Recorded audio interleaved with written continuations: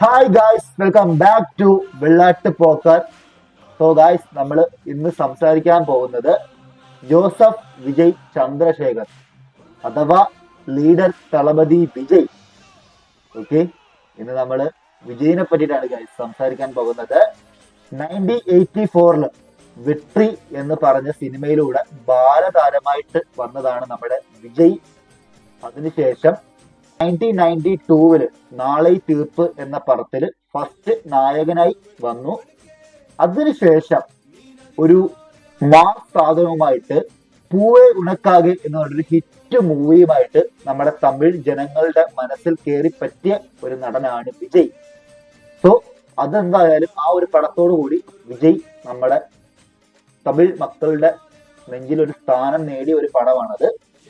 ഇപ്പൊ ആക്ച്വലി അവിടുന്ന് തമിഴ്നാട്ടിലെ ശക്തമായ ഒരു പൊളിറ്റിക്കൽ നേതാവിലേക്കുള്ള വളർച്ച നിസ്സാരമായിരുന്നില്ല. ഒരുപാട് സ്ട്രഗിളിലൂടെയും ഒരുപാട് കഷ്ടപ്പാടിലൂടെയും എത്തി നിൽക്കുന്നു നമ്മുടെ വിജയ്. 69 ഇപ്പോ ഇറങ്ങാൻ പോകുന്ന പടം ജനനായകൻ, എല്ലാവർക്കും അറിയായിരിക്കും. അതിപ്പോ കുറച്ച് ലീഗൽ പ്രശ്നങ്ങളൊക്കെ കാരണം നിലവിൽ അത് വീണ്ടും പോസ്റ്റ്പോണ്ട് ചെയ്തു വെച്ചിട്ടുണ്ട്, അതിന്റെ റിലീസ് ഡേറ്റ് എന്ന് പറയുന്നത്.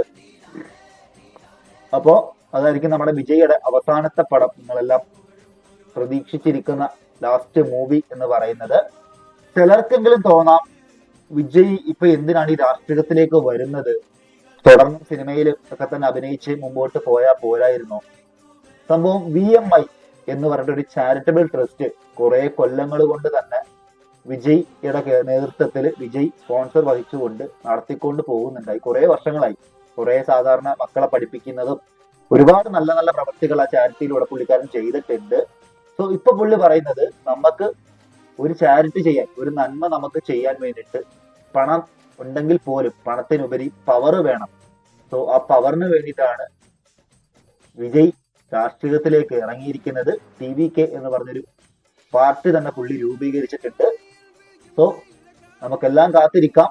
ഇനി ചിലപ്പോൾ അടുത്ത CM ആയിരിക്കാം നമ്മുടെ വിജയ് എന്ന് പറയുന്നത്.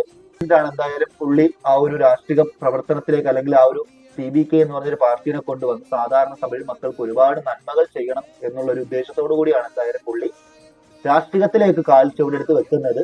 എന്താണെങ്കിലും നമ്മുടെ സിനിമയിൽ നിന്നും പുള്ളി വിടവാങ്ങുകയാണ്. നമ്മുടെ അവസാനത്തെ മൂവി, അതായത് അദ്ദേഹത്തിന്റെ അവസാനത്തെ മൂവിയായ ജനനായകൻ, ട്രെയിലർ ഇപ്പൊ ഇതിനകത്ത് എന്തായാലും നമ്മൾ വെക്കുന്നില്ല. ആക്ച്വലി നിങ്ങൾക്ക് ഒരുപാട് പേര് കണ്ടിട്ടുണ്ടാവുമല്ലോ.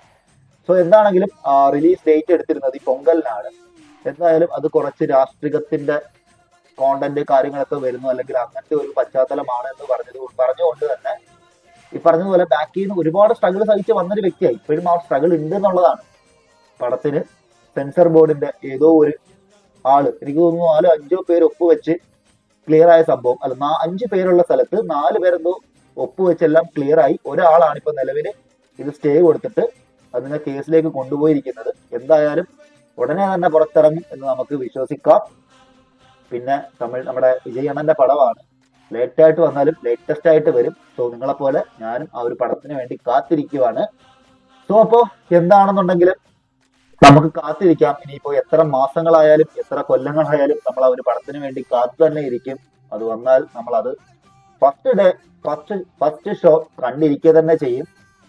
വിജയ് എന്ന് പറയുന്ന ഒരു വികാരം തന്നെയായിരുന്നു അല്ലെ, മലയാളികൾക്കാണെങ്കിൽ പോലും ഒരു വികാരമായിരുന്നു വിജയ് എന്ന് പറയുന്നത്. കാര്യം എനിക്കൊരു ഫ്രണ്ട് ഉണ്ടായിരുന്നു പണ്ട്. അവളാണെന്നുണ്ടെങ്കിൽ ഫസ്റ്റ്, അതായത് എനിക്ക് വിജയോട് ഒരു താല്പര്യം തോന്നുന്നത് അങ്ങനെ കേട്ടോ. എനിക്ക് ഇഷ്ടപ്പെട്ട ഒരാളുണ്ടായിരുന്നു. സോ ആളിനാണെങ്കിൽ വിജയ് എന്ന് പറഞ്ഞ ജീവനാണ്. ഞാനൊരു പ്രാവശ്യം ഇയാളുടെ ബാഗ് നോക്കിയ സമയത്ത് വിജയുടെ ഒരു ഫോട്ടോ, വിജയുടെ കീ ചെയിൻ വെച്ചിട്ടുള്ള സംഭവം. അപ്പോ അത്രത്തോളം എല്ലാവരുടെയും ഉള്ളിൽ അത്രത്തോളം ഒരു സ്ഥാനം പറ്റിയ ഒരു വ്യക്തിയാണ് വിജയ് എന്ന് പറയുന്നത്. എന്താണെങ്കിലും പുള്ളി സിനിമയിൽ നിന്നേ പോകുന്നുള്ളൂ. നമ്മുടെ കൂടെ തന്നെ രാഷ്ട്രീയപരമായി ബന്ധപ്പെട്ട് അല്ലെങ്കിൽ പൊളിറ്റിക്കൽ ഫീൽഡിൽ ഇനിയും പുള്ളി ഒരുപാട് വർഷം നമ്മളുടെ കൂടെ തന്നെ ജനനായകനായിട്ടുണ്ടാവും. എന്താണെങ്കിലും ആ പടത്തിന് നന്മകൾ മാത്രം നേരുന്നു. പടം വരട്ടെ, നമുക്ക് കാണാം. അപ്പോ അത്രേ ഉള്ളൂ ഗൈസ്.